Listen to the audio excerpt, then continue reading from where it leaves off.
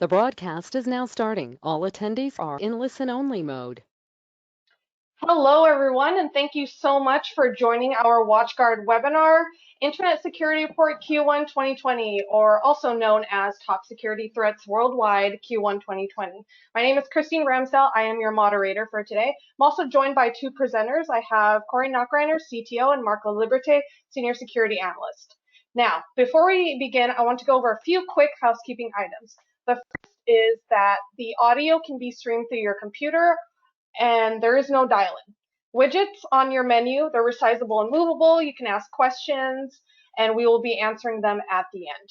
The on-demand will be available as the same live link. We're actually going to be sending you an email with that recording, so take a look out for that.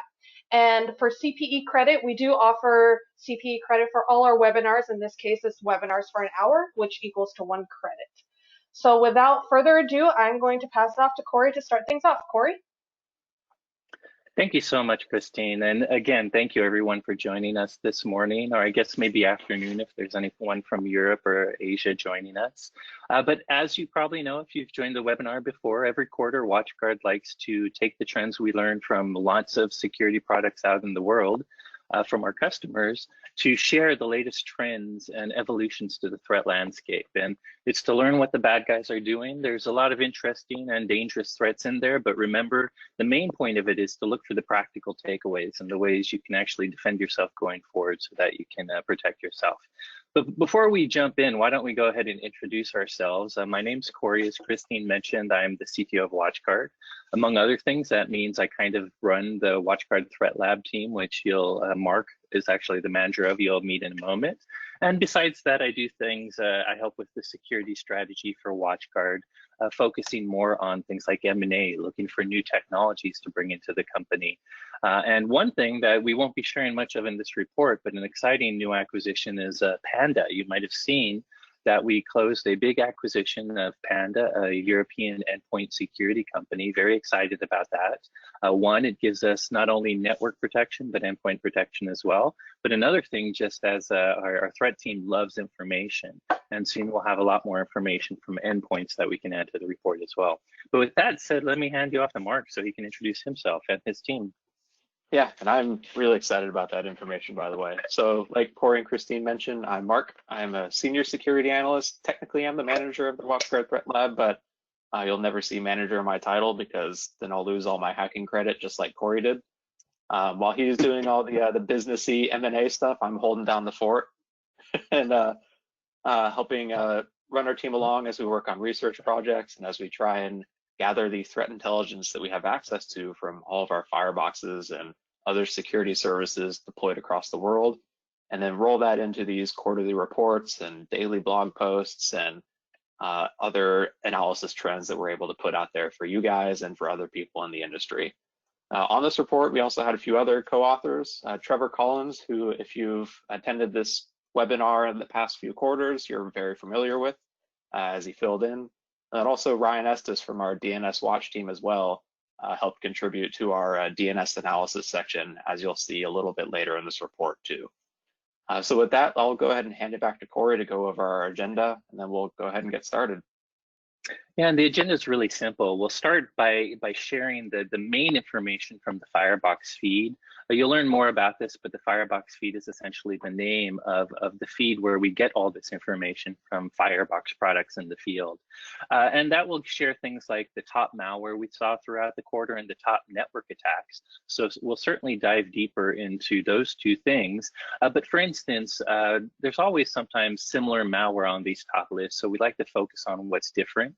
So for the malware side of things, we're going to deep dive into two of one is a pretty new threat to our lists. One is one we've seen before, but it's been evolving into new types of attacks. So that's Krixos and flawed aiming. So we'll talk a bit about that.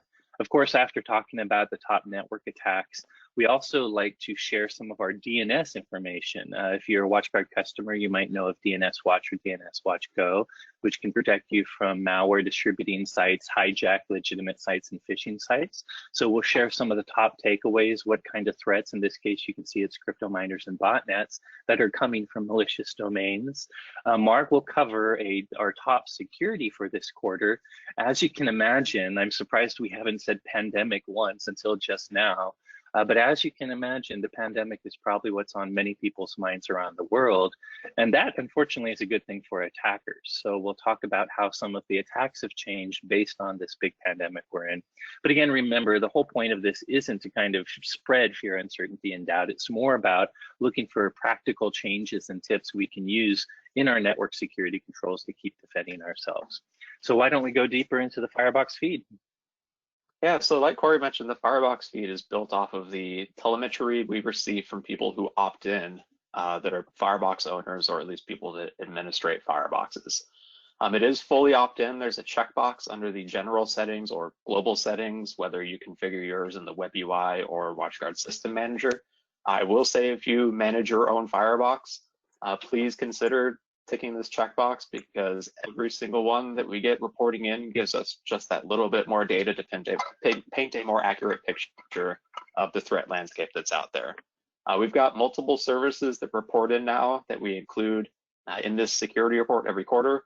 There are 3 layers of anti-malware. So that's the signature-based gateway antivirus, our machine learning and AI-based intelligent AV, and then backed up by APT blocker, which is our cloud behavioral detection sandbox version of anti-malware. Also included in the report, we do network exploit detection. We call it network attacks, which are based off of our intrusion prevention service. And then our DNS watch service, which is a DNS firewalling service as well, where we can look into top block domains, whether they be from malware hosting services or used in phishing. So to start off, though, we're going to take a look at the malware trends for Q1 2020. And first off, I want to point out an interesting stat that we actually had a pretty substantial increase in the number of Fireboxes reporting in, up to around 44,000 this quarter. And that still only represents a pretty small fraction of the total number of Fireboxes we have deployed out there. But it is a pretty big increase, which is good, because like I said, the more people that report in, the more accurate of a picture we're able to paint. But even though we had that 9% increase quarter over quarter for reporting Fireboxes, malware as a whole was actually down in the quarter. Gateway antivirus was down 4%, APT blocker was down 18%, and intelligent AV was down 5%. And we think that this isn't necessarily a normal trend that we would see on a typical year, but it probably is backed up from the COVID-19 pandemic. Basically, right around the middle of the quarter, or at least early March, a large portion of the work population either stopped working or had to transition to working from home outside of the network perimeter.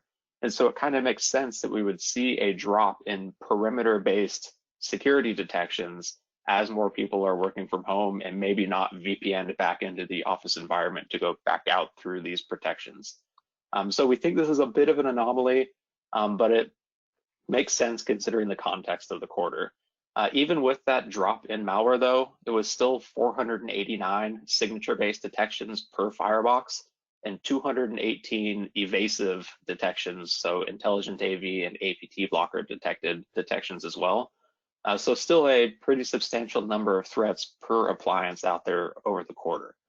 Now, if you've read our reports before or participated in these webinars before, you're very familiar with what we call the 0-day malware number. If you're not, this is different than a 0-day network exploit, which is a unpatched vulnerability that someone can go after. When we talk about 0-day malware, we're saying malware that gets past signature-based antivirus. And there's a few ways that something can be categorized as that. It could be an entirely new malware payload that no one has seen before, so there's no signature. Or it can be something old that the attacker has taken and masked in a way to let it get past these traditional legacy antivirus services. They can use tools like cryptors and packers, which are freely available on the internet and the dark web, or even more advanced ones for sale. And it enables them to hide these malicious payloads from the traditional detections that we're used to. And in Q1 of this year, 64% of all the malware we saw was categorized as zero-day malware, meaning that if you're just using signature-based antivirus, you're missing 64% of all the malware threats that we detected, which is a substantial number. It's down a little bit from last quarter. So last quarter, I think, was a record high at 68%, but it's still a very sizable portion.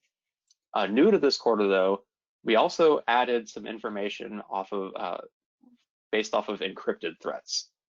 So for the last few years or so now, actually, we've been tracking whether the threat came in over a connection that used encryption, so HTTPS versus HTTP or not. And we finally amassed enough data to be statistically relevant that we included it in this report. And so in this report, we found that in Q1, 67% of all malware that we saw arrived over a encrypted connection, which means that if you're not using HTTPS inspection, so deep packet inspection, as we've called it previously, or HTTPS decryption, you're missing 2/3 of all malware there as well, which is a substantial number and was really surprising to see once we finally had a chance to look at the data too. And even a little more frightening though, when it comes to that zero-day malware number, over HTTPS encrypted connections, it went up to 72%.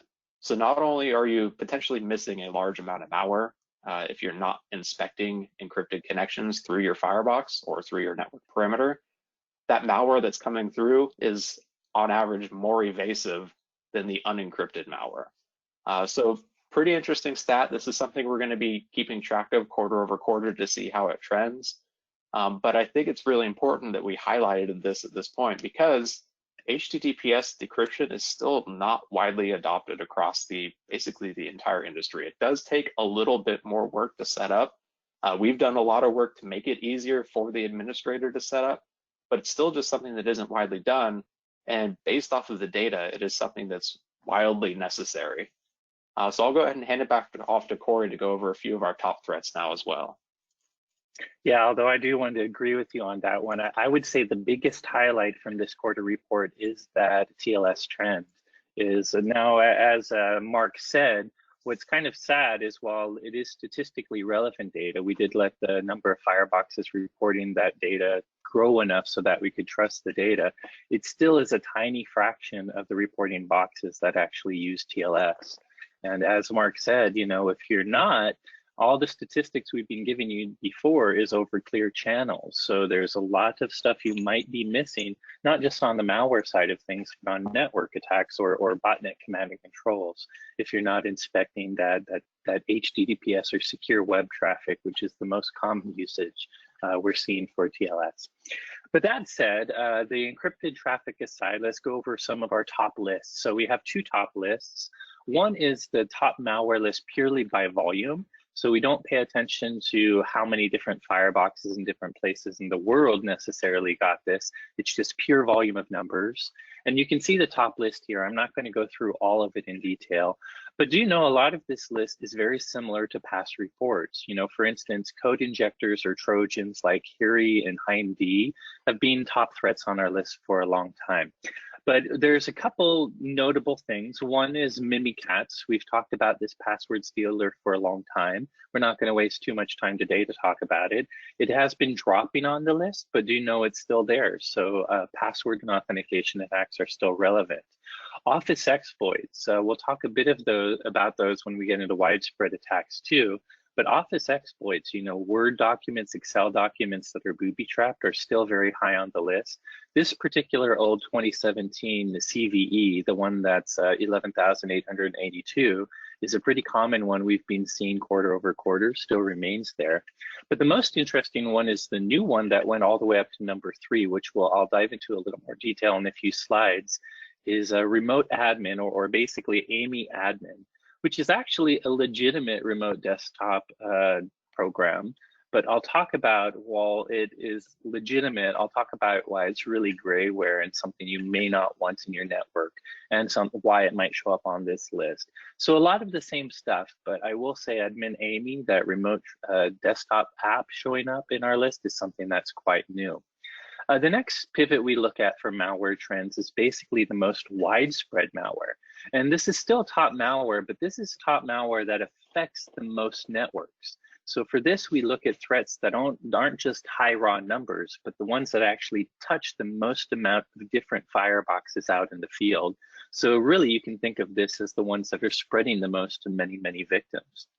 Some of the ones on this list, again, have become regulars. In this particular list, I mentioned those Office vulnerabilities. Two of them, the RTF exploit, really actually affects Microsoft Office and how it uses RTF, the real text format. And of course, the 1188.2 I mentioned before are two Office threats that have been on our widespread list for a long time. Takeaway there is definitely be careful for booby trap documents. I would guess a lot of your users, your employees, probably know how to avoid executables. They're probably pretty decent at realizing phishing links can be bad, but a lot of people still kind of trust documents. So you want to make sure your employees know that documents can be malicious as well. This is also where another threat we went into a little more detail popped up as well. You can see Crixos is a Trojan we've seen before. It's one we've talked about in a couple of reports. I even think a few reports back. But this quarter, a lot of these Trojans and botnets, while their name and family remains the same, some of the modules they focus on, some of what they do as far as the badness or the takeaway or the objective of the bad guys can change over time. And I think the focus of Crixos changed a little bit this quarter. Marc will talk about that a bit later. And also seen a lot more of it in APAC, which is also new. Other than that, you can see a few other things like another Trojan, and then the signature on the bottom catches Trojans, but it's more of a generic signature that can catch many. The other cool thing the widespread chart shows you is kind of regionality of all these threats. On the end of the chart, further to the right, you can see whether or not they affect EMEA or the Americas most. What's definitely interesting is a lot of these are focused on EMEA. In fact, one of the takeaways we put in the report was how Great Britain, the UK, is very affected by a lot of these threats. In this case, you can see it's the Office document related threats. And that's a trend that's carried over for a couple quarters. They were also heavily targeted during last quarter too. So if you are sitting in the UK or EMEA, definitely be aware of that. Definitely have some of our more advanced malware detection capabilities, such as APT blocker. APT blocker is really good at taking a document and actually kind of detonating it and looking for behaviors. It can find a lot of the malicious macro scripts and power scripts, even of brand new documents. So one of the things you want to look out for. But the big thing here, focus on those Office-based threats, those document-based threats, and we'll tell you a bit more about Crixos coming up. And if you haven't been familiar with how we run these percentages from previous reports, these are the percentage of networks or firebox appliances within that country or region that experience the threat. So for example, that CV 2017 1188.2, 27% of networks in the EMEA region received this threat, is how we make those percentages. So when it comes to individual malware threats though, we took a little bit of a deep dive in the report on a few specific threats. Two of them we're going to highlight right here. And one of them is that Trojan Crixos that Corey mentioned earlier. And this one's an interesting one where it actually arrives as an attachment to an email, but it's not like a typical malicious attachment you would expect, like a tainted Office document or an executable. In this case, it's actually a HTML file. So the email is designed to be disguised as an invoice. Sometimes we saw it come in as a Swift banking transfer notification, where it's got this attachment and it says, here's your invoice or whatever. And if you were to open that, because it's an HTML file, your browser will open it and it looks like you've navigated to a website where now you have to log in to gain access to whatever this document was. And as you can probably guess, if you put in your email address and your password in here, you're not going to get access to a legitimate document. Instead, it steals your credentials and fires them off to a WordPress site in a few of these examples, where now the attacker is able to harvest those and then use them to compromise other things on your network as well. Basically, this is a similar trend that we see with a lot of phishes these days, where the attacker makes it seem like you have to log into your O365 or your Google Docs account in order to gain access to a shared file. and then they use this fake login form in order to harvest your credentials. Another threat Corey will highlight here was that flawed AMI one, which is one of our new ones for the quarter too. Yeah, and as I mentioned previously, AMI admin is actually a piece of software that is semi-legitimate. You can find it on the internet and download it yourself as a remote admin tool, similar to remote desktop or VNC or any of the remote admin tools you're used to. However, over time, it's gotten a history of a bad reputation. I mean, one of the first things is it's a very simple remote admin tool. When it was first launched, it literally didn't even have a password. You basically could just set it up with a IP to connect to and an ID, and you could get right into a computer, which is obviously not the most secure way to set up a remote desktop. They certainly have passwords now, but it also has all kinds of bad history. Its website has been hacked before. The actual installer for this particular piece of software has often been packaged with pups and grayware and other malicious installers too. It's not uncommon for free software to maybe package itself with something else as a way to monetize, but usually it's not that malicious. Usually it might be something that's a little addy, but this has been found to be using a lot of pretty malicious installers as well too. And finally, the bad guys just use it. Because it's quick and easy and simple, a lot of them use it as a remote desktop mechanism. And I think you've probably recognized or even had yourself one of the scam tech support calls where some technician from Microsoft has been watching your computer and found it was acting weird and they really want to help you out. You should download AMI admin so they can fix that for you.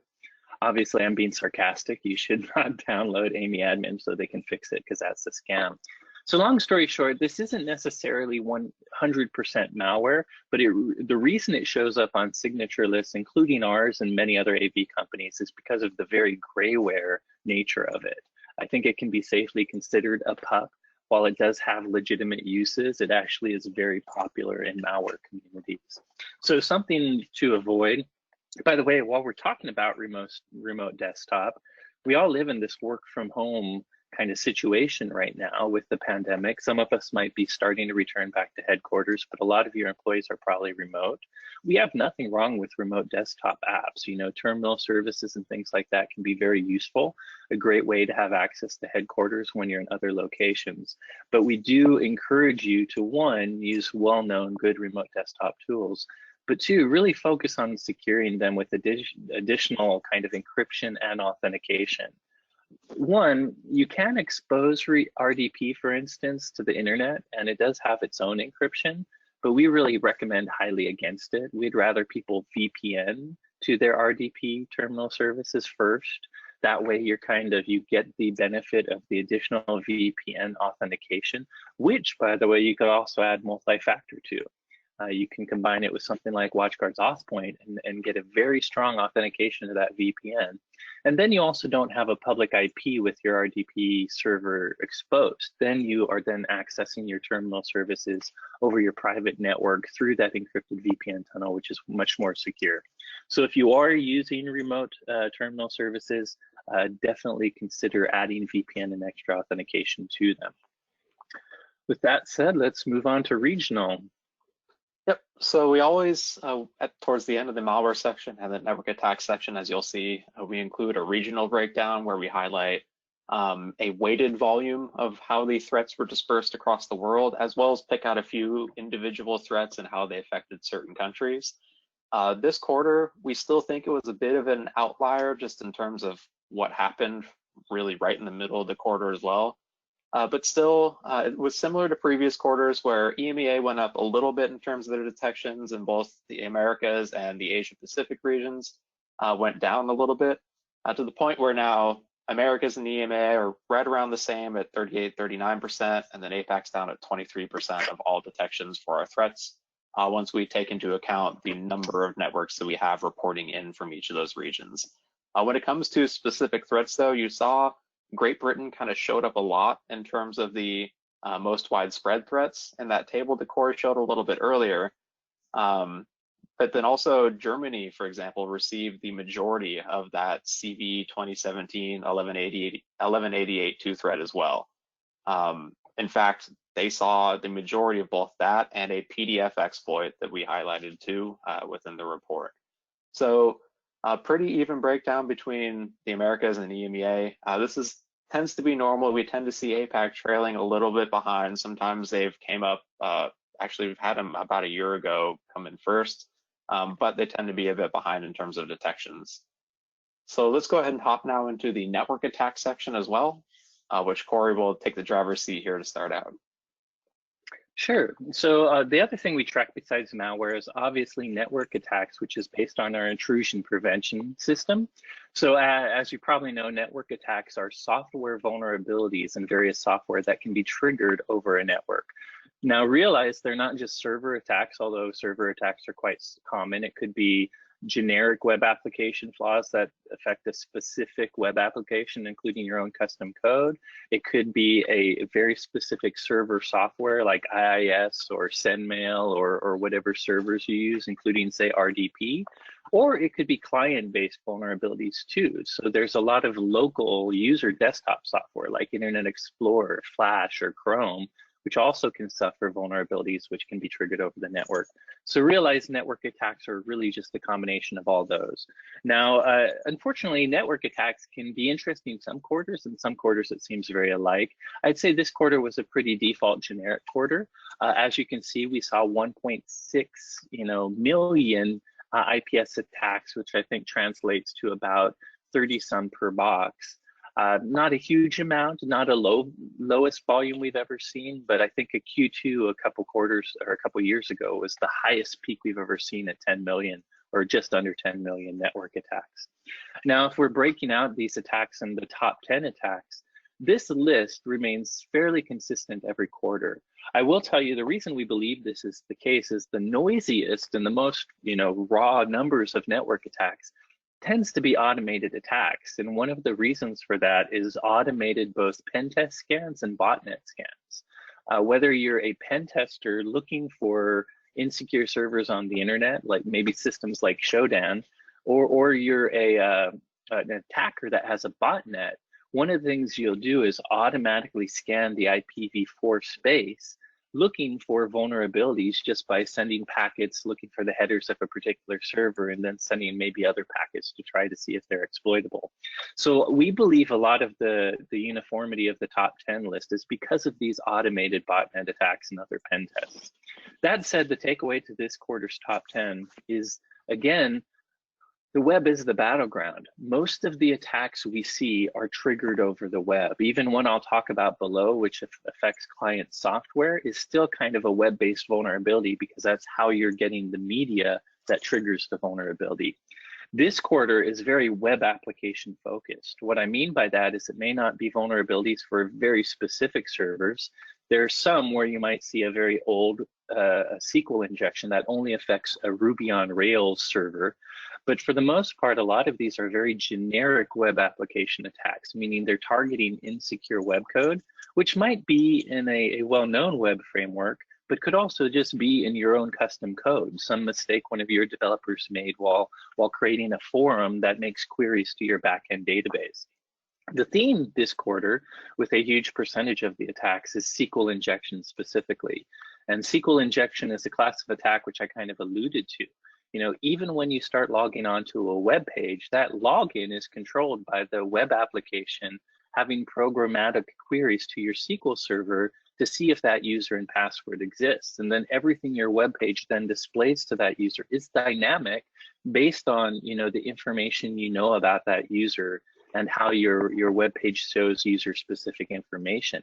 Now, if you design that form wrong, if you maybe don't do proper input sanitation, allowing users to put unusual things in data forms that you don't expect them to, such as direct SQL language, or you just kind of design the way you do SQL queries incorrectly, concatenating queries rather than actually parameterizing using stored parameters, say parameterized queries, you can run into trouble where someone can literally directly query your SQL server.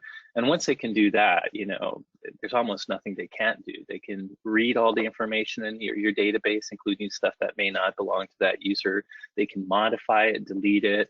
This is really how a lot of the password data leaks we see happen from other companies. It's often via SQL injection.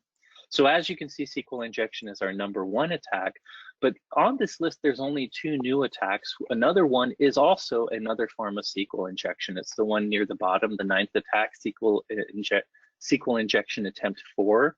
But really, whether it's attempt 4, attempt 33, or the other ones you see on this list, it's all different generic ways to catch signs of SQL injection. So while there is that new one in the #9 space, it's generically still SQL injection. Besides that, you see a lot of cross-site scripting, which is still another form of a web application attack. In this case, they're injecting, you know, JavaScript or some sort of HTML-based script that will run in the context of your web server. Again, that can give people access to, if they can get one of your web visitors to click on their link, suddenly they can get context of that website with that user's privilege, and they can do anything that user can do on that web application, whether it be a website or whether it be, by the way, a web management platform to an appliance. So web application was really the big theme here. The second, I mentioned there were 2 threats that were new. The second is at the bottom spot, is that Adobe Acrobat vulnerability, specifically in how it parses EMF images. If someone could get you to open a PDF file, in this case, that's what Acrobat's all about, especially malformed PDF file, they could basically take over your computer. And so obviously a lot of folks were trying to trigger that one. Not a particularly new flaw, by the way, it's 2 years old. So hopefully you have been keeping Adobe up to date. Like Microsoft, if you install Adobe products, it does have automatic updates. We really highly recommend you use it. But the reason these flaws are popular is a lot of people don't tend to update as often as they should. And the other reason is ones like that Adobe Acrobat flaw are just built into a lot of the web exploit kits. You know, they come with a lot of pre-made exploits that they'll automatically try. So make sure to keep Acrobat up to date. The other takeaway, by the way, is if you do have your own e-commerce site or own web application of any sort, make sure you're following secure coding practices. Products like ours, or even other products like web application firewalls, can help kind of plug the vulnerability window to these sort of web application flaws. But honestly, the best way to protect against them is just to develop secure code. And one of the best places to go to kind of learn about the practices, how you can design your web application so it doesn't suffer from SQL injection or cross-site scripting, is OWASP.org, Open Web Application Security Project, or OWASP.org. If you have your own site, visit there, read about how to kind of avoid these vulnerabilities. But let's switch to Mark, and he can talk about some of the widespread network attacks. Yeah, you'll notice there's a bit of overlap between the widespread threats and the ones by volume. And really that also boils down to the similarity in that all of these are really easily scriptable attacks. They're really easily automated. And so there are probably bots and spiders and whatever roaming across the internet, trying every single IP they can find and testing these threats, which is why they tend to trigger a lot. You'll notice that Great Britain shows up a lot in here too, Germany as well. Historically, we've seen Brazil show up in this list a lot at a high position as well too. But for a lot of these threats, if you remember back in the malware threat one, the malware widespread list, the highest threat in there, I think only like 27% of networks in the highest region were impacted by it. With these network attack threats, though, we're seeing numbers like half of all networks in America detecting this web cross-site scripting one, or 74% of all networks in Germany, which really points to just how widely and likely automated these attempted intrusions are. And while that may mean that, yeah, we see some instances where they're triggered on servers that are obviously protected by a firebox, you don't want to get complacent with that. You want to make sure that you're keeping your systems up to date, because there are people out there every second of every minute of every hour of every day attempting to find vulnerable servers. And if you leave a unpatched server exposed to the internet, or something that doesn't have good sanitization or good web application standards like Corey mentioned, you'll leave that susceptible to these automated tools, which will detect it. It'll show up on other tools like Shodan, like you mentioned before, and it'll enable attackers to really easy pick it off as a low-hanging fruit and go after it. So again, takeaway for this is just keep your systems up to date and make sure you're using other technologies like intrusion prevention service and firewalling to keep them safe from internet-based traffic. I'll hand it back to Corey now for the network attack region 2. Oh, certainly I can do the regions as well. I mean, it's pretty specific. You can see that most of the network attacks, unlike the malware, is found in the Americas. So 55% of the network attacks we found in the Americas. Not even say most of that is probably in the United States, although we get quite a bit in LATAM too. And meanwhile, EMEA has slightly less network attacks, still the strong number 2 with 34%, and APAC, we're only seeing 11%. As we look at these numbers, we also, a lot of the things we kind of weight to where our boxes are. So just know that these numbers are weighted. While we might have different percentages of sales of our product within different countries, we are in all the countries, by the way, or at least all the main regions. We do actually weight these numbers so that we remove the fact that, for instance, APAC probably sees the least amount of products in that particular country, although there's quite a few.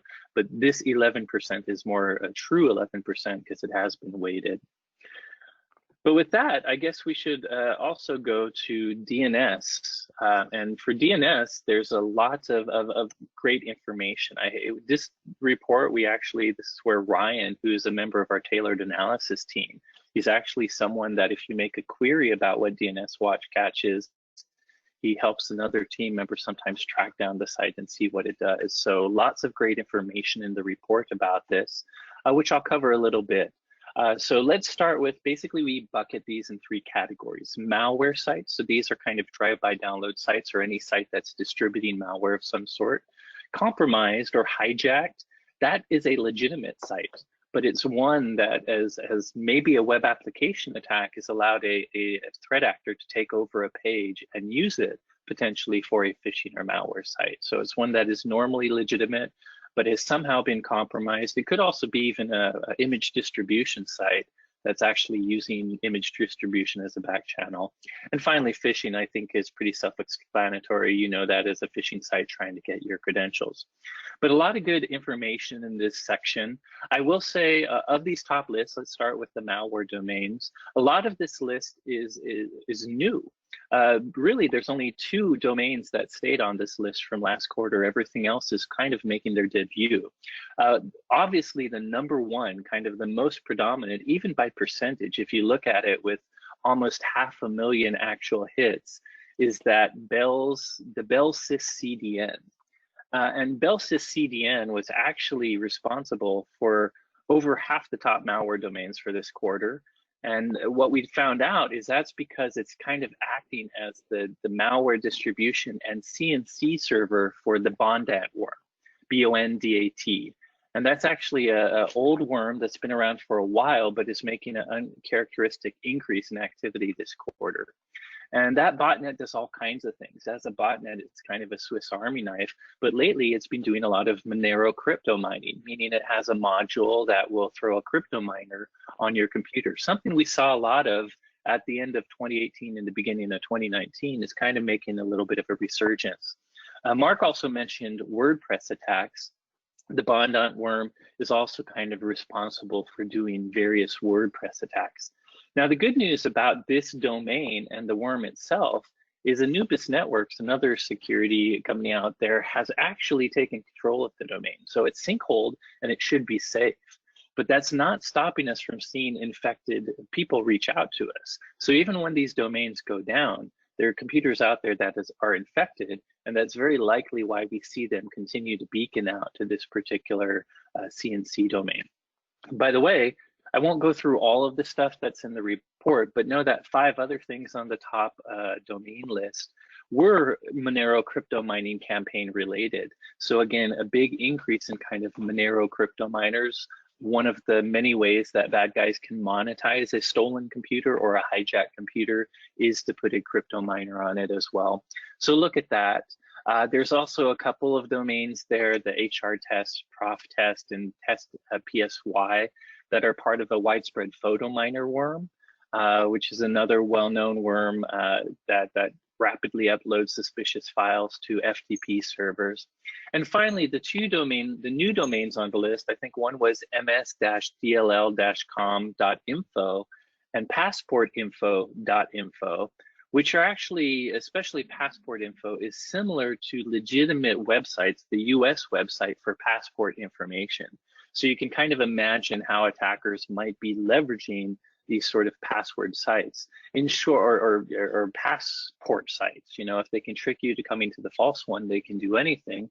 And in this case, it looks like they're trying to get a Trojan on your computer that will do basic DNS changes. A lot of malicious software out there, one of the first things it tries to do is change the DNS settings of your computer, because that way it can man in the middle of you. Whenever you're going to certain sites it's interested in, it can kind of hijack you to another site and deliver all kinds of other badness. So I'd highly encourage you to check out the report, because we have a lot more details there. Moving to compromised websites, we actually saw a decrease here. There were less compromised websites this quarter than last quarter, which is good. Not a whole lot of nuance in it, other than this decrease. So I'll encourage you to check out the report. But the good news is maybe people are cleaning up the holes in their websites, so they're getting compromised less. But phishing is something we'll talk more about even in Marc's section a little later. There is definitely a lot of new phishing sites popping up. Some of the new sites include things like the cook.shortestroute.com, and that one is actually impersonating a digital marketing and analytics company, MAP with 2 P's. And basically it was a phishing campaign impersonating the MAP Engage solution, which is basically a data-driven analytics solution to help people better interface with their customers. So honestly, it is simply a phishing attack that's really directly targeting people that use MAP, which is kind of an interesting target if you think about it. So definitely changes in some of the phishing campaigns. There's also some online gambling related ones. For instance, Bet35, just based on the name, you could guess that's online gambling. Interestingly, it's a Chinese online gambling platform. So if you're US speaking, you'd probably quickly ignore it. But obviously, if you're a Chinese victim, you know, it might try to steal your online gambling credentials where you might be storing some money. And finally, there is a lot of other phishing campaigns doing more legitimate or trying to impersonate more legitimate pages like AT&T's login and things like that. So a lot of growth in phishing, especially the AT&T MAP and Bet35 phishing campaign. So that is basically the top DNS stuff. So with that, why don't we go ahead and switch to some defensive tips. Thank you, Marc. So basically, me and Marc will summarize together the final defensive tips for the whole report, and some of these will repeat a little bit. But one of the #1 things, we've been talking a lot, so hopefully you haven't forgot what Marc mentioned. One of the newest parts of this report is how much malware and network attacks even can happen over encrypted secure channels using TLS, specifically HTTPS, the web, you know, secure web communications. Really, our #1 tip to you is if you have web decryption available, you should be using it. Our Firebox supports this HTTPS content inspection proxy, which with a little bit of work with certificates can inspect all this traffic. And just to note, we do it securely. You know, technically, this is kind of a legitimate man-in-the-middle attack. It's legitimate because it still uses a proper certificate as part of the trust equation to how TLS works. But obviously, it allows our gateway appliance to temporarily decrypt the traffic to see what's in it. Now, I will let you know that we do encrypt it on the other end. So we still keep the secure sanctity of your traffic, so local people on your own network can't see someone else's banking traffic. We're also not really exposing the details of that traffic to administrators through the Firebox. Our goal isn't to give you a human peek into that traffic. It's simply to temporarily decrypt it so that our malware and intrusion prevention and other services can expect it. And as Marc said earlier, it's not that hard. A lot of people, they presume to set up TLS encryption they have to import a special cert to all their clients, which is something you can do, but that is a pain in the butt. Even using group policy, it's a pain in the butt. There is another way which we have knowledge base articles for, which are really taking a real corporate HTTPS certificate that you have, that if you're using Active Directory may already be something that's part of your PKI infrastructure that Microsoft kind of made for you, and adding that to your firebox. And by doing that, it makes it a lot easier for it to work with all the devices that connect with Active Directory. So there are easy ways to do this. Like Mark said, if you're not doing this, you're missing up to 2/3 of malicious traffic. So it's very important to do. I will say, especially now that we have something like Panda, that is a benefit of endpoint security. Endpoint security is eventually seeing the decrypted version of this traffic naturally because it's the endpoint that's receiving it. The downside to that is it means something still may make it to the endpoint in the first place, and endpoint security is not perfect. So it's still in your best interest to kind of filter as much of this traffic before it ever gets to your endpoint. The other thing, which I won't spend too much time on, but use a layered defense. We say this over and over. It's simply because there's not a silver bullet that will block everything. You know, you have gateway antivirus to block malware, but guess what? It's missing up to, what was it this quarter, 63, 64% of malware. So gateway antivirus alone is not enough. That's why you need things like APT blocker and intelligent AV. But guess what? You can have all that, and there could still be network exploits that pwn your computer, and then someone might be able to install a malicious program directly. So you need IPS to help you there. You need a firewall to block people from getting the services you don't want in the first place. You need VPNs so that you don't have to expose remote desktop and declare on the internet. All these layers together are what really help you. The good news is companies like us do try to put all these layers into one easily manageable platform. And as we start acquiring endpoint security, we can actually start to allow you to manage endpoint and network security together too, which makes layered defense a lot easier and more cost effective. The final thing is make sure to block command and control channels and malicious sites. You know, hopefully our goal in blocking malware is to block it before it even reaches our endpoint or network, but you're not always going to be successful. Even really great security companies can miss stuff. Malware continues to evolve and change. There's often different types of backdoors, including even USB keys that can sneak malware into your organization in lots of different ways. But even if one of your users does get infected, that's not the end of your opportunity to detect and mitigate that threat. You still have a chance to prevent that malware from effectively destroying your network or stealing your data through its command and control. A lot of ransomware and malware today depends on that command and control to reach back and get the instructions from the attacker.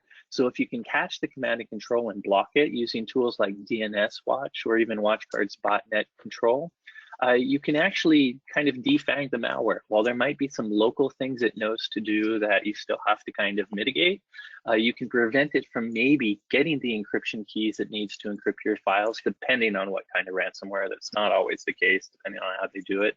But, or at the very least, prevent it from getting to the control channel so the bad guys can actually collect information or launch new attacks. So that's kind of the summary just for the Firebox feed. We'll talk about some more tips going forward. But with that, let me hand it to Mark to talk about the security story this month.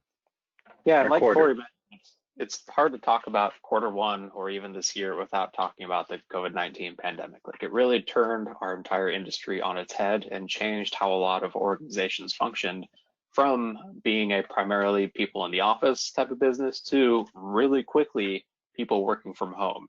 And as you might expect, that rapid shift from everyone working in an office to working from home opened up a lot of avenues for attack. And so in this report, we went through a lot of the changes that we saw and that we surmised over the quarter and how they impacted the threat landscape. And so, for example, when it comes to people working from home, they're a lot more susceptible to things like phishing. When it comes to rapidly spinning up your work from home environment, people might have taken shortcuts, which left services exposed to the internet that shouldn't have been exposed. Luckily, we saw actually a pretty substantial increase in, for example, mobile VPN usage just from January to March. It went up by something like 8.3%, I believe. Just over those 3 months, and it continues to trend up since then as well. When it comes to individual threats that we tracked from January to the end of March, though, we saw some ones that we think were directly related to this shift to people working from home. For example, I mentioned that as you're trying to get remote employees access to internal resources, maybe you didn't spin up a VPN, maybe you just quickly forwarded traffic to whatever internal web application you were using. And this opens up an avenue for attack for the bad guys. Even if it's protected by authentication, if you're exposing that directly to the internet and it doesn't have any rate limiting or account lockouts, a cyber criminal can sit there and hammer away at it until they're able to correctly brute force a valid set of credentials. And it might not even take them that long because of the just deluge of data breaches that we have out there, the billions and billions of passwords that have been cracked, even paired up with email addresses. Attackers can use techniques like password spraying, where they'll take an email address and just try the top 50 or 100 most common passwords against it. Or they can use stuff like credential stuffing, where they know they have a username and password for a user that they stole from another service, and they'll try it against other related services as well, because our end users tend to not be so good at picking strong, unique passwords for each individual service. So over the quarter, for example, we saw attacks that fell under brute force login detections trend upward from January through March pretty significantly. Even more significantly, though, we already mentioned the Crixos Trojan, which really is a phishing attack that's detected via a malware signature. That also trended up with a lot of variance towards the end, really spiking high as well. And like I mentioned, with people working from home, we tend to have a lot less face-to-face interaction and rely more on tools like email and chat messages. Luckily, a lot of people are using video conferencing as well, which helps too. But with that increased use of email communication and less face-to-face interaction, it leaves our employees more susceptible to phishing attacks because they're not able to, for example, like if you receive a request to like, we'll go buy gift cards as an extreme example, but even just say, hey, can you pay off this account? Here's the billing info for it. You're not able to get up and walk around the corner to go check with accounting or check with the CFO to see, hey, is this legitimate or not? And you might be too busy to pick up the phone and give a call or even just do a Teams or a Skype message to them to get confirmation. And because of that, it leaves you more susceptible to phishing attacks, which is why we think we saw phishing style attacks like Crixos trend up over the quarter. Now, when it comes to takeaways, by the way, check out the report for a little more information, but really it boils down to first increasing your communication. So like I said, phishing relies on victims not double checking the legitimacy of whatever the request is, whether it be logging into a form to view a shared document or a direct request to go do some action like send a wire transfer or change the account associated with a bill, for example. And what you should be doing is treating everything with skepticism and then double checking anything that might be damaging to your company if it is not legitimate. And that means sending an out-of-band message for confirmation. Use a chat message if you've got like Teams or Slack or something like that. Send a Skype video call or a Teams video call to double check, or even just pick up the phone. Because even though that takes, another 30 seconds or so to confirm, that could be the difference between you making a mistake and falling for a phish and detecting a legitimate threat and not falling for it. Also, when it comes to setting up your remote access, make sure you do it securely. Like, I understand that we all had to really quickly shift to support remote workers, and maybe some of us cut corners when it came to that. But now's the time to really go back and make sure you've done it correctly. Instead of just exposing services to the internet, use things like mobile VPNs or even clientless VPN access portals to add another layer of protection to whatever these services are that you're trying to enable your employees to access. And in the IT space, we use a lot of remote desktop protocol, for example. And while it's easy to just expose that to the internet, it is way more secure to use a mobile VPN instead, because then you're protected by another layer of authentication, hopefully using multi-factor authentication as well. And B, you're protecting that service from exploitation. Like, even in the last couple of years, we've seen vulnerabilities in Microsoft Windows handling of RDP that can be exploited without authentication if it is exposed to the internet. McAfee actually did some recent research in one of their reports too, and saw that over the first few months of the year, exposed RDP access went from 3 million to 4.5 million across the internet. So there are a large number of administrators out there that aren't really doing the best practices when it comes to enabling access to these services. And then finally, really take care of yourself. So stress leads to mistakes. If you're not in the right headspace and you're not paying attention, maybe you're flustered or you're stressed out because of this situation we're all in, you're more prone to making mistakes when it comes to falling for phishes or clicking on a malicious link, for example. Attackers are really preying on this much lower tipping point, as we call it, where it's the amount of effort it takes for them to push us over the edge and trick us into clicking on a malicious link or falling for a phish. And they're using that and the fact that we're all still like really stressed and want more information on what's going on out there, and then tailoring their phishing messages to specifically exploit that vulnerability in us. So really just take a step back, make sure you're taking care of yourself first, because that is one of the most important things you can do for security, because otherwise the attackers are going to go after you specifically. And on that happy note, let's go ahead and hop back into just a defensive overall takeaway from everything we had in the report before we get into questions. And Corey, let's go ahead and let you take the first one. And with that, feel free to ask questions now. We're going to speed through this because we touched it all, and I want to leave 5 minutes for questions. So feel free to, in the chat, type any questions if you have them. But the first takeaway, we've covered this extensively, use TLS decryption. If you are a Firebox customer, you have it. It's easy to set up. A huge amount of attacks are now coming over encrypted channels. You need this. At the very least, you also need to pair with endpoint security, which may actually see this. So that's number one. Go ahead, take number two. And then use proactive anti-malware tools. So what we're saying is don't rely on things like signature-based detections that are reactive. They have to know about a threat, or at least the category of a threat in order to catch it. Use tools that use machine learning and AI models to predict whether something is malicious or not, or sandbox-based tools that can identify malicious behaviors. And if you layer those correctly, then you are in a much better position to catch a lot of these evasive threats that we saw. And the other thing Mark kind of just got done talking about, which is keep your vigilance and skeptical nature. You know, if you think of what a social engineer normally does, their goal is to create a lure that's so exciting or scary that they get you into a state. They want you either into a state of high excitement or high fear, because their hope is that you let down your analytical mental barriers to do something they want you to do. But if you think about the pandemic, we're all already there. Like I presume most of you are feeling uncertain. Being fearful in a new situation, especially a global pandemic, is not unusual. So I think a lot of us are in the same situation.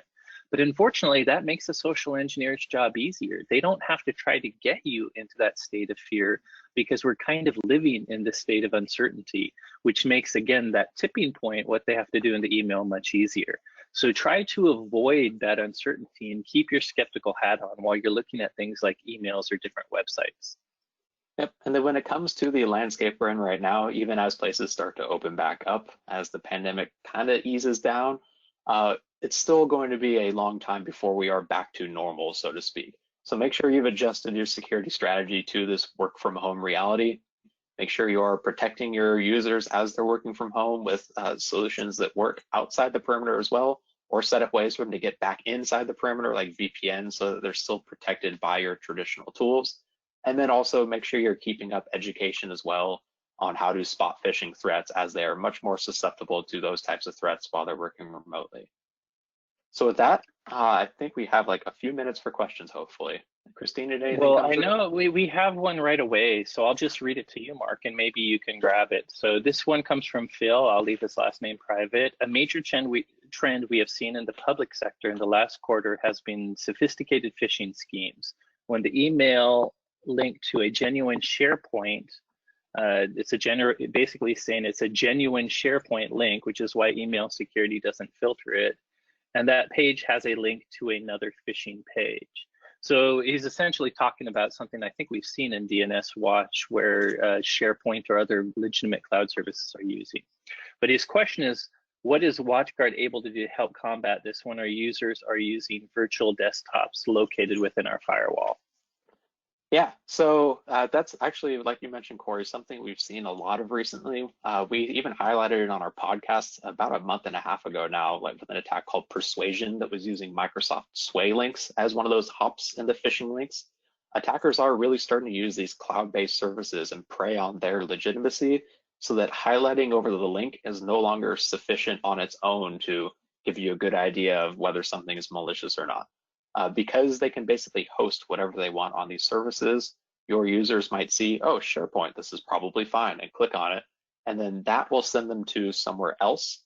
And that like kind of hop is where we can get in the middle there with tools like DNS Watch and Black Hole, whatever that endpoint connection is, whether it be where they're hosting the actual form to steal credentials, or even where they are sending those credentials to, because it's usually not SharePoint itself. They're sending it to maybe a compromised WordPress site or some other server under their control. And at any point in there, if we're able to break that link, whether it be whatever hosting the form or where the data is going, you can still protect your users from having their credentials compromised or maybe going to an exploit kit and having malware downloaded. And by the way, Phil asked in the question of having virtual desktops behind a firebox, but no, you can get this protection at home too. So just to remind you, WatchGuard does, even before Panda, have a product called Passport, which includes things like multi-factor authentication, but also includes DNS Watch Go. And what Marc said, that was just supplied by DNS, also works with DNS Watch Go. So even though you would be allowed to the SharePoint link, DNS Watch Go would still sinkhole the secondary link it was taking you to. So definitely know you can give that to folks at home. And of course, after with the Panda acquisition, you're going to see our endpoint capabilities continue to get more robust than they already are with Passport. So great question. And with that, if we don't see any more questions, thank you all for your time. I do see another question. So as long as Christine doesn't say we have to go, I don't mind spending a few more moments. The question is from Kevin. Again, I'll leave the last name private. What do you suggest for Chromebooks to VPN to WatchGuard? We had to drop to 128 bits. Good question. For Chromebooks, I can tell you we definitely have an open source VPN clients, and I believe it has a Chromebook version, but I'm not quite sure. Do you happen to know, Marc? Off the top of my head, I believe OpenVPN has a version. In terms of what encryption cipher suites it supports, I would imagine that Chrome at this point does support 256 or 512-bit. I can't imagine, off the top of my head, I don't actually know. But that is one where I can actually find out for you, and we can follow up after the fact too, hopefully through Christine. Yeah, if there's a support article, maybe it uses a different cipher suite, we could definitely look into it. I will just generally tell you, we're very interested in Chromebooks for education. And when we start to talk about some of these user-based services that go on endpoints, besides, of course, Windows and Mac laptops being very popular, of the OSs, Chromebook is the third. And so you're going to see things like Passport services be available for Chromebook because we have so many education customers that use them. I will say off the top of my head, I do believe they support IKV2 as well. And IKV2 is pretty simple these days to configure on the Firebox too. Good questions. Well, with that, I'll go ahead and thank everyone for joining us. I hope this was useful. Be sure to check out the report for additional details, and always share your feedback and what other information we could share with you. Thank you, guys. Yeah, thank you. Thank you, everybody.